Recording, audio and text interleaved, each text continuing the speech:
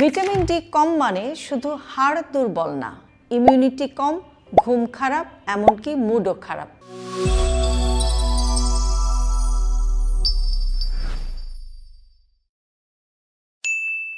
তবে মজার ব্যাপার হলো, শরীরের জন্য প্রয়োজনীয় ভিটামিন ডি আমরা খাবার থেকে কিন্তু খুব কমই পাই। বেশিরভাগই আসে সূর্যের আলো যখন আমাদের স্কিন বা ত্বকে পড়ে, সেখানে তখন ভিটামিন ডি তৈরি হয়। সেখান থেকেই আমাদের ভিটামিন ডি এর চাহিদা বেশিরভাগটাই পূরণ করতে হয়। তাই সপ্তাহে অন্তত 3 থেকে 4 দিন 10 থেকে 15 মিনিট রোদে থাকার চেষ্টা করুন।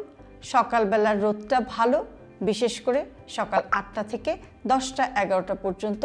এই টাইমের মধ্যে আপনি যদি 10-15 মিনিট রোদে থাকেন, সেটাই আপনার জন্য অনেক ভালো হবে।